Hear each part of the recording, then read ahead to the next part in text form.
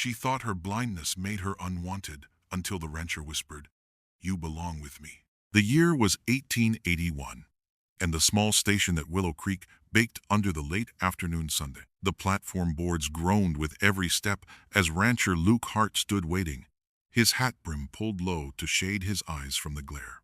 He had faced long winters and harder work, his hands calloused by reins and rope, his heart worn quiet by years of solitude. Today was meant to be different.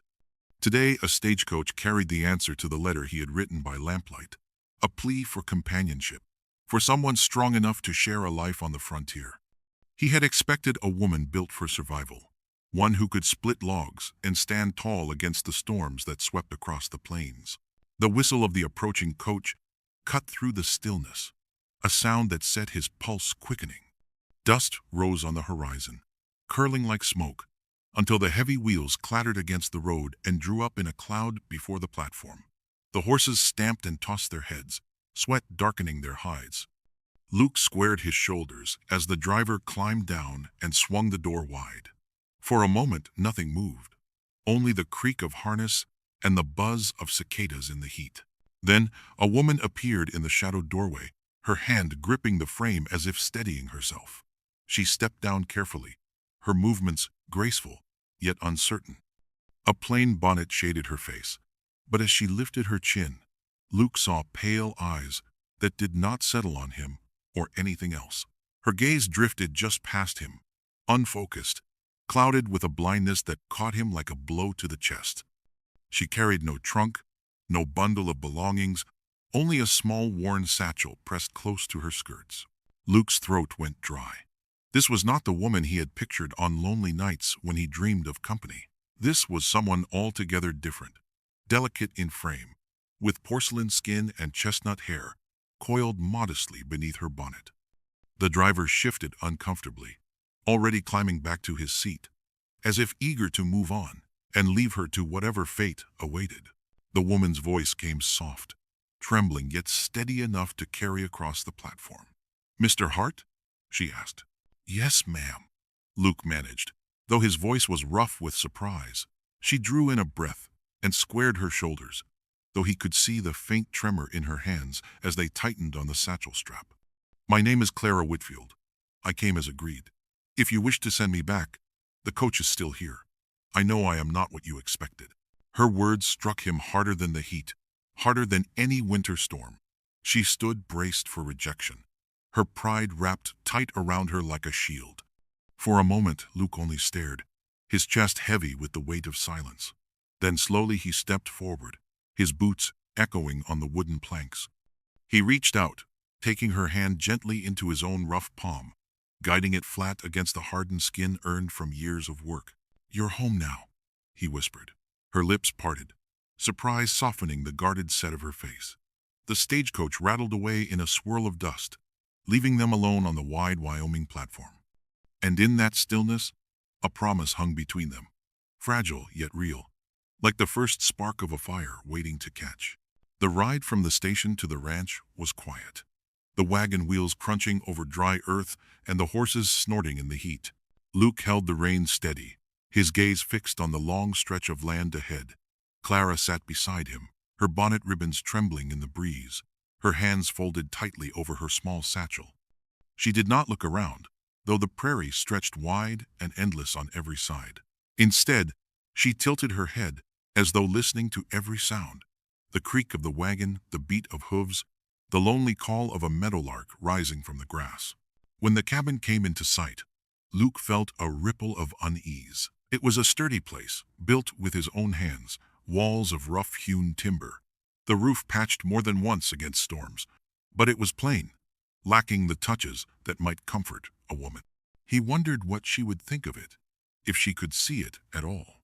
He pulled the horses to a stop before the porch, dust swirling around the wheels, and climbed down. "Here we are," he said, his voice gruff. Clara turned her face toward him, her pale eyes drifting a little past his shoulder.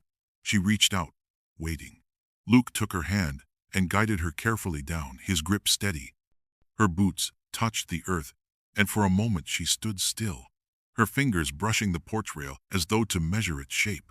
He picked up her satchel before she could reach for it, carrying it inside. The cabin smelled of wood smoke and leather, of coffee grounds left in a tin by the hearth. A wide stone fireplace sat at the center. The table and chairs plain but strong. The floor swept, though worn smooth, by years of boots. Clara stepped across the threshold, her hand sliding along the doorframe, then trailing across the wall. She moved slowly, her fingertips reading each surface, as though it were a map. "This is your home now," Luke said, setting the satchel by the chair. She gave a faint smile that did not quite reach her eyes. "You keep saying that, as though if you repeat it enough, I might believe it." He opened his mouth, then closed it again. Words did not come easy to him. He was a man of work and silence, not speeches. Still, something in her voice, half jest and half plea, tugged at him. "You will believe it soon enough," he said quietly. "I aim to see you do." Clara removed her bonnet and set it on the table. Her chestnut hair caught the light of the small window, coiled neatly at the back of her head. She walked the room with careful steps, touching the back of a chair, the edge of the hearth, the grain of the wooden table. Her chin lifted. "I am not helpless. People assume blindness means weakness. But I manage. I learn. I do not want pity." Luke watched her, struck by the pride in her voice. "I did not write for pity," he said firmly. "I wrote because silence can only be fought so long. I wanted someone beside me." Clara's breath caught, her shoulders easing. She clasped her hands before her. "Then I will stay."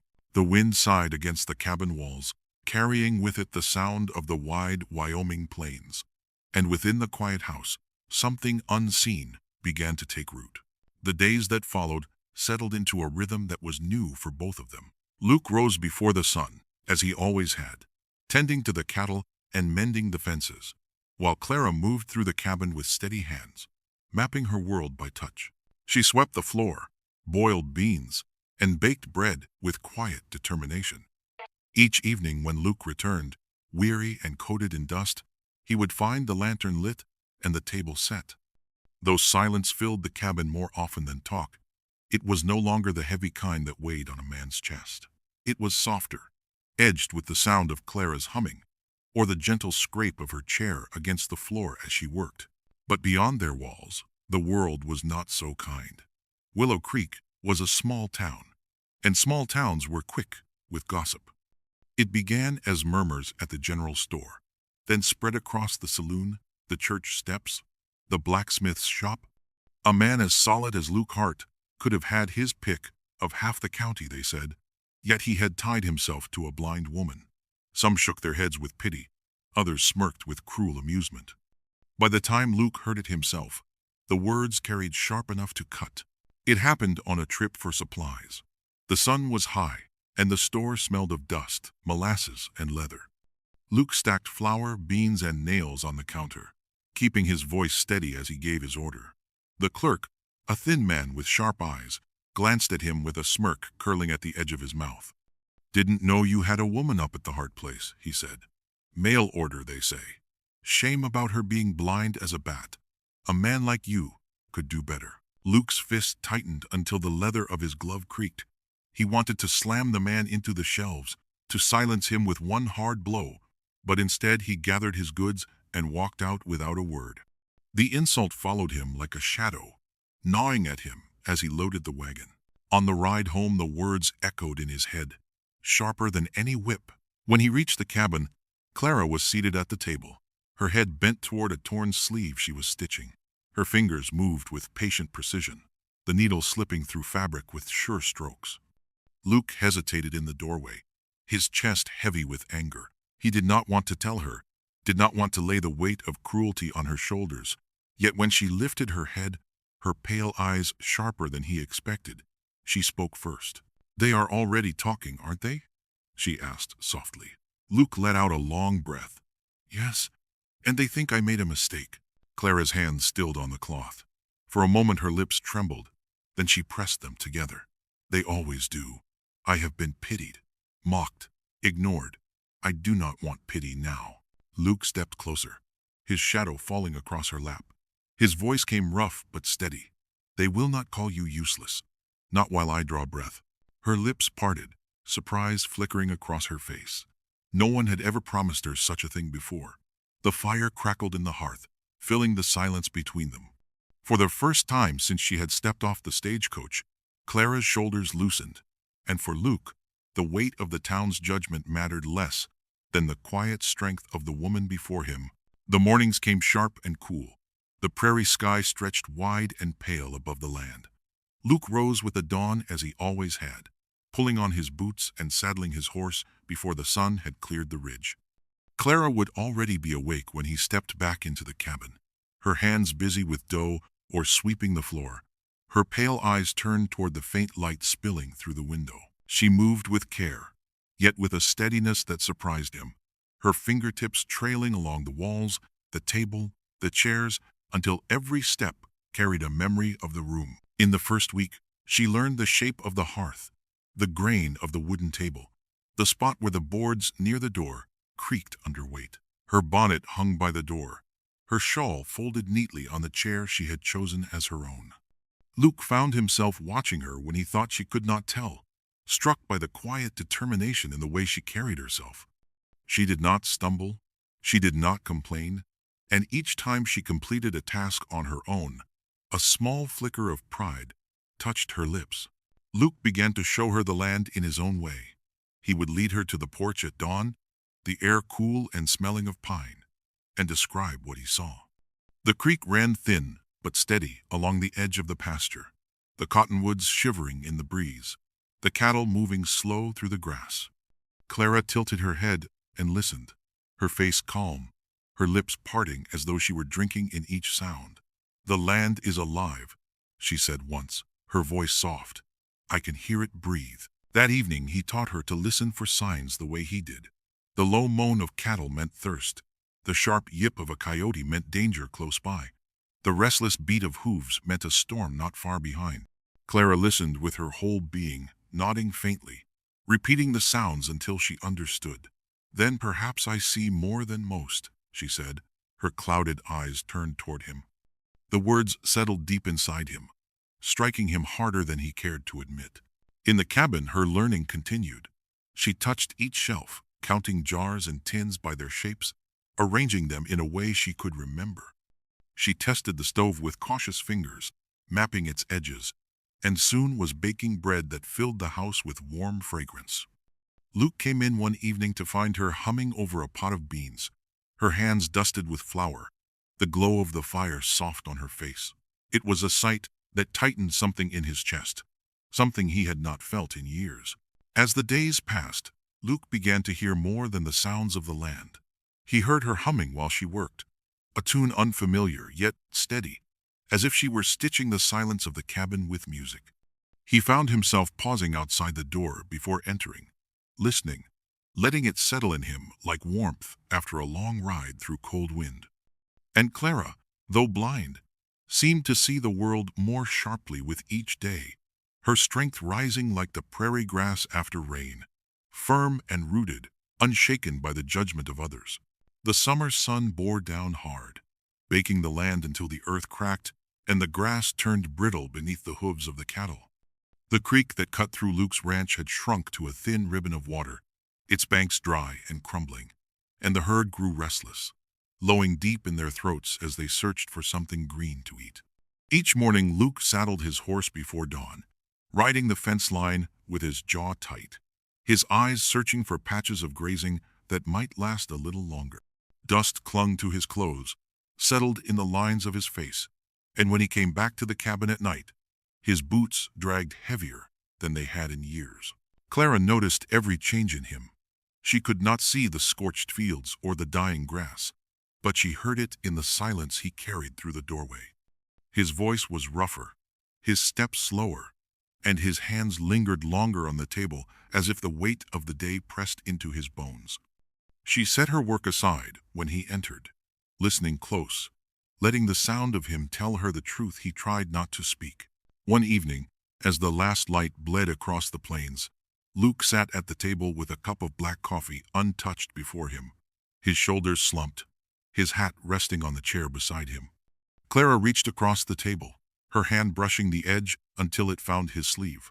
Her fingers curled there gently, a quiet touch that asked without words. "Tell me how bad it is," she said at last, her voice steady but low. Luke let out a long breath, his gaze fixed on the lantern flame. "If the rains don't come soon, I'll lose a third of the herd, maybe more." Her hand tightened on his arm. "What will you do?" "I'll dig another well. Ride north for better grazing if I must. Pray the sky will break open before it's too late. But it will be a fight." Clara was quiet for a long moment. Then she spoke with a firmness that surprised him. "I may not lift fence posts or drive cattle, but I can help. I can stretch the food, keep the house ready, save your strength for the range." Luke looked at her, the blind woman who had crossed half the country to stand beside him. His voice softened. "You've done more already than you know." The days grew harder. Clara rose before dawn, baking bread with what little flour remained, boiling beans until they stretched through 3 meals. Her hands blistered from kneading dough and hauling water, but she never complained. When Luke staggered home coated in dust, she met him at the door with cool water and a steady touch. In the evenings they sat together on the porch, the air heavy with heat, the horizon shimmering. Clara tilted her face toward the sound of the restless herd and said softly, "The land may thirst, but your voice still carries strength. That means we will endure." Her words pressed warmth into the cracks of his weariness, and though the drought deepened, something stronger than fear began to take root between them. The drought pressed harder with each passing day, and the land grew brittle under the weight of sun and silence. Luke rose early as always, riding the pastures with his rifle strapped to the saddle, but his eyes were sharper now, not only watching the herd, but scanning the horizon for signs of men who did not belong. It began with small things. A fence post hacked through with a dull blade, fresh tracks leading off into dry soil, cattle restless and missing at dawn. Luke knew the signs. For once in his younger days, he had made the same mistakes, and he could smell rustlers on the wind like smoke before a fire. When he returned to the cabin at night, his face was set grim. Dust caked on his coat and shadows deep around his eyes. Clara heard it before he spoke, the heaviness in his step, the strain in his breath, and she knew there was something he carried that he had not yet told her. She waited, listening, her needle moving in slow stitches across a torn shirt, until at last she set it down and folded her hands. "You are keeping something from me," she said quietly. Luke stood by the hearth, his hat in his hands, turning it once, then again. He wished to shield her, to keep her safe from the worry, yet her blind eyes were sharper than most sighted ones, and her voice cut straight to the truth. "Men are stealing stock," he said at last. "If I do not stop it, we could lose more than the drought has already taken." Clara rose slowly, her hand brushing the chair for balance, her face turned toward the sound of his voice. "Then take me with you," she said firmly. He blinked at her, startled. "No, Clara, it is too dangerous." She stepped closer, her hand finding his sleeve. Her voice trembled, but not with fear. "So is being left behind, waiting, not knowing if you will come home." Luke swallowed hard, his chest tight. He wanted to tell her she was strong, but he could not bear the thought of her in harm's way. He pressed her hand flat against his chest, steady over the beat of his heart. "You are safer here, always here. I promise I will come back." Clara listened to the thud beneath his ribs, then slowly let go, though her lips pressed tight. "Then promise me this," she whispered. "Do not fight alone. Even the strongest man breaks when no one stands beside him." Her words struck him deeper than she knew, for he had lived by silence for too long. He nodded once. "I promise." That night he rode out beneath a silver moon. The prairie stretched wide and empty, his rifle across his saddle. In the cabin, Clara sat by the window, her shawl wrapped tight, though the air was hot, her ears straining for every sound, each distant hoofbeat, each coyote's cry. She whispered a prayer she barely remembered from childhood, words falling like threads into the darkness, her heart bound to the man who faced shadows on the plains. The night was moonless, the prairie swallowed in darkness, and the only sound was the restless lowing of cattle in the southern pasture. Luke had dozed lightly in his chair, his rifle leaning against the wall. But the sudden bark of the dog snapped him awake. A second later came the sharp cry of hooves pounding the dry earth, quick and scattered, not the steady rhythm of a herd, but the wild rush of men driving stock into the night. He was on his feet in a breath, pulling on his boots, his jaw set like stone. Clara stirred in the bed, clutching her shawl around her shoulders. "Luke, what is it?" "They are here," he answered, his voice low and hard. He reached for his rifle, his movements quick, precise. She swung her legs to the floor, rising even as fear pressed at her throat. "Then I will come with you." "No," he said firmly. "Stay inside. It is too dangerous."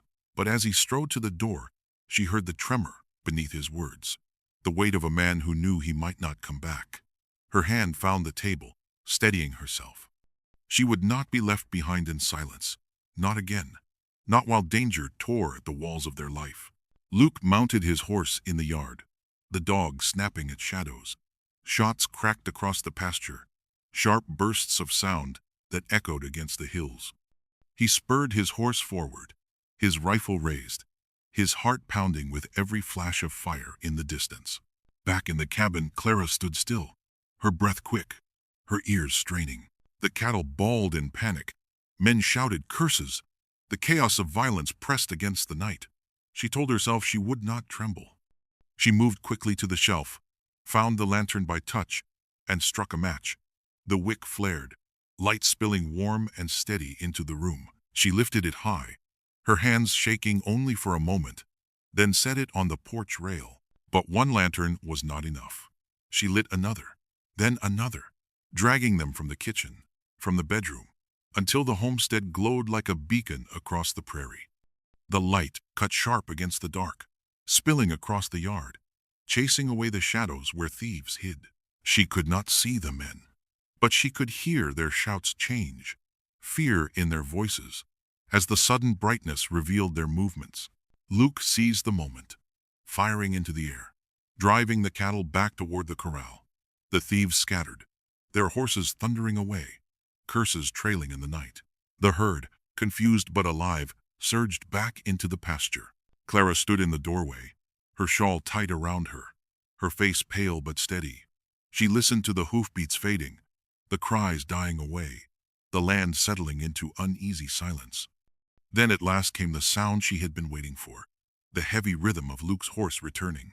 He dismounted quick, his breath ragged, dust streaking his face. His eyes caught the blaze of lanterns, the courage etched in her stance, and his chest tightened with something fiercer than relief. He strode to her, gripping her shoulders. "Clara, you saved the herd." Her lips trembled, her voice a whisper. "I thought if they could not hide in the dark, maybe you could fight them back." Luke's hands lingered on her arms, his voice breaking soft. "You did more than that. You outsmarted them." For the first time since she had stepped down from the stagecoach, Clara felt the truth settle deep in her heart. She was not a burden, not a weakness, but a partner. The night wind howled across the plains, but within Lukehart's chest, something new stirred, fierce and unshakable, for the blind woman who had lit fire against the dark. The morning after the raid carried a silence that felt heavier than the night before. Smoke still lingered along the fence line, where torches had burned low, and the cattle grazed nervously, bunching close as if they too remembered the shouts and gunfire. Luke walked the range with slow steps, his rifle across his shoulder, his face drawn and shadowed. Each post he checked brought back a memory he would rather forget. Memories of a time when he himself had cut wire and driven stolen stock through the dark. When he returned to the cabin, Clara was on the porch, her hands folded in her lap, her shawl pulled tight against the early chill. She tilted her face toward the sound of his boots, listening close. "They will come again, will they not?" she asked softly. Luke hesitated, then set the rifle against the wall. "Men like that do not quit easy," he admitted. Clara rose and stepped toward him, her hand brushing the post for balance. "You fought them hard. I heard it in your voice. You have done this before." The words struck him sharp, for he had never spoken of it, yet she had heard the truth hidden in the weight of his tone. He lowered himself onto the porch step, his hat dangling from his fingers. The words came rough, dragged from a place he had buried deep. I was not always just a rancher. Years back, when times were lean, I rode with men who did the same as those rustlers. I thought stealing cattle was the only way to survive. I left it before it ruined me, but I never left the shame. Clara's breath caught, but her voice stayed steady. That is why you fight them so hard now. He nodded once, his gaze fixed on the dirt at his boots. If the town knew, they would call me no better than the thieves. That is why I kept to myself, why I thought no decent woman would ever choose me. Clara moved closer, until she stood before him. She reached out, her hand finding his shoulder, light but unwavering. You chose different, she said. That makes all the difference. Luke looked up at her then, at the strength etched in her face, though her eyes saw nothing. His chest tightened, his throat rough. You are not afraid of what I have been. I know what it is to be judged for what I never chose, she answered softly. I will not do the same to you. The silence between them no longer cut like a knife. It wrapped around them steady, strong.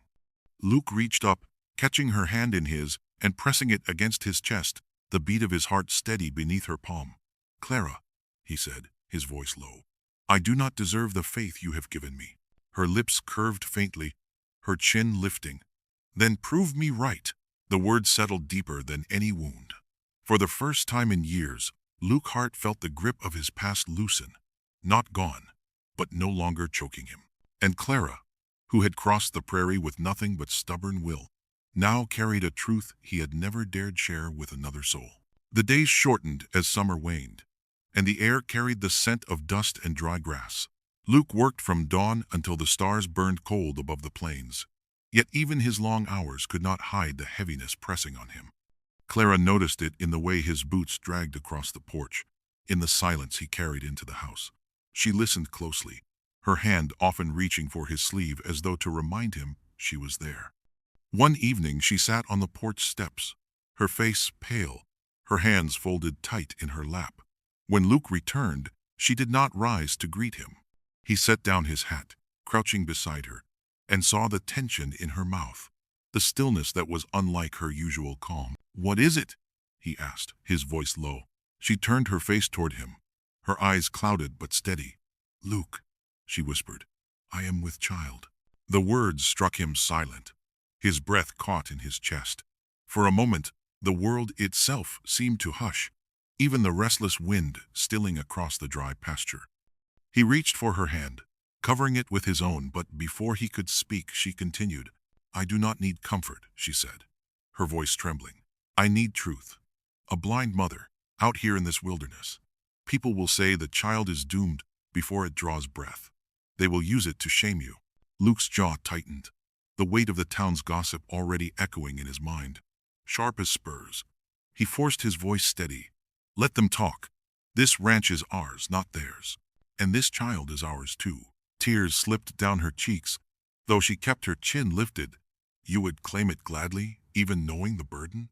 He pressed her hand against his chest, the same way he had on the day she first arrived. It is not a burden, Clara. It is a beginning. She drew a long breath, her shoulders easing as though his words had lifted a weight she could not carry alone.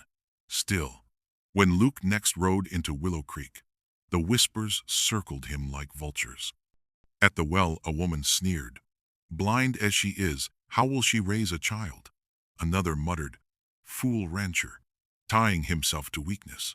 Luke ignored them, his face set like stone, but each word followed him back across the prairie. That evening, Clara listened to his boots pacing the floor. They have turned on us, have they not? She asked softly. He froze, then forced himself to answer. They talk, but I will protect you. You cannot fight every word with fists, she said, her voice gentle but strong. Let me show them myself. He turned to her then, struck by the strength in her tone. She had stepped from a stagecoach, trembling with fear. Yet now she spoke with the steadiness of someone who knew her worth. You will see, Clara said, a faint smile touching her lips. I may be blind, but I will teach them what it means to truly see. For the first time since the whispers began, Luke believed she could. Winter came swift across the Wyoming plains, the wind sharp as a knife and snow piling deep against the fences. Luke kept the cattle close to the homestead, driving them through drifts that reached to his horse's belly, while Clara moved slower inside the cabin, her belly round with new life. She learned the sound of every board beneath her feet, the path from hearth to table, the place where the floor dipped near the door. Though her steps were careful, her spirit seemed only to grow stronger, sharpened by the weight of what lay ahead. One bitter morning, Luke hitched the wagon, wrapping the horses in blankets, his breath rising in clouds.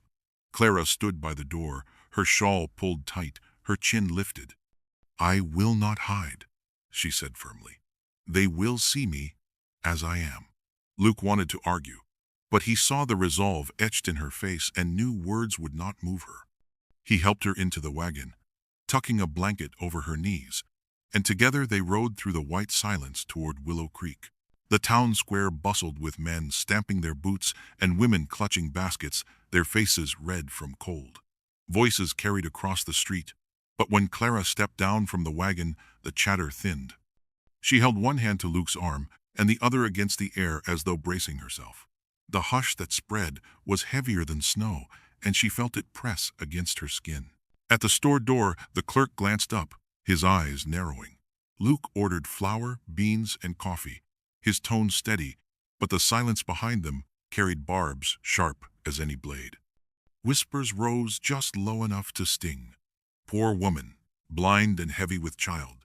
Fool rancher shackled to weakness.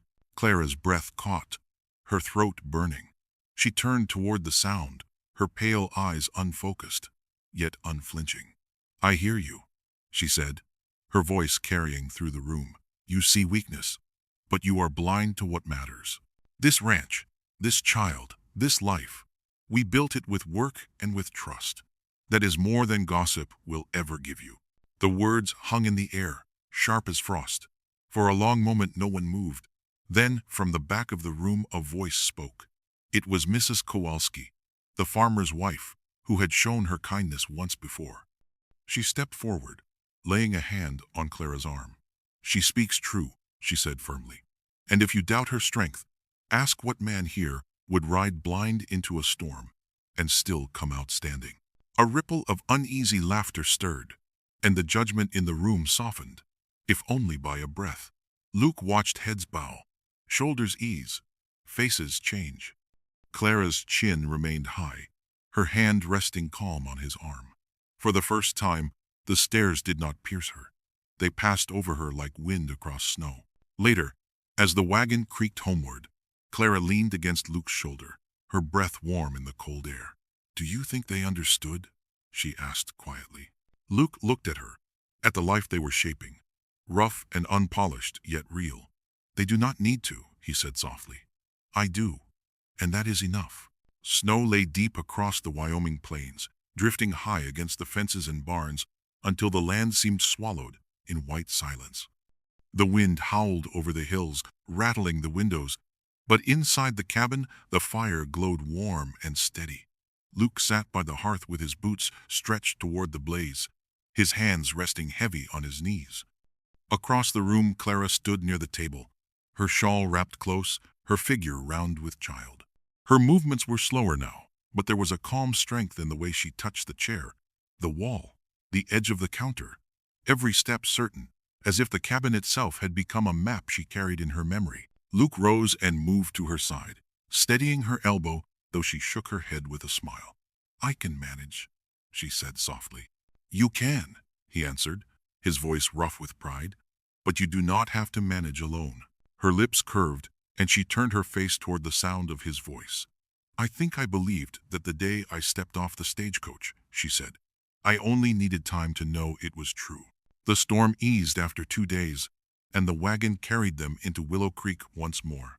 The streets were hard with ice, lined with men in thick coats and women with baskets tucked close. Every head turned when Clara stepped down, her hand on Luke's arm, her chin lifted. This time, she did not flinch at the hush that followed, for the fear that once gripped her had been worn away by weeks of living, working, and enduring on the land. She asked for cloth and sugar, her voice clear, and when the clerk hesitated, She repeated herself with calm patience until he moved. Luke stood behind her, his jaw tight, but pride warmed him deeper than any fire. On the ride home, Clara leaned against him, her breath warm in the cold air. "Do you think they understood?" she asked. Luke looked out over the frozen hills, then back at her. "They do not need to," he said quietly. "I do, and that is enough." The cabin glowed with lamplight when they returned, the hearth snapping and the smell of coffee filling the air. Luke helped Clara from her shawl, his hand steady on her arm. She paused, pressing her palm to his chest as she had done that first day. "Luke," she whispered, her voice soft, yet strong, "you were right. I am home." The words settled over him like a blessing, and he drew her close, the fire warming their faces as snow tapped gently against the windows. The prairie outside lay harsh and wild, but within those timber walls they had carved something rare, a place of belonging, love born not of ease, but of choice. If this story touched your heart, subscribe to Western Love Legends for more tales of courage and love on the frontier. Do not forget to like and share your thoughts in the comments. Your voice means more than you know. And remember, even a cowboy learns that sometimes the hardest fences to mend are the ones around his own heart.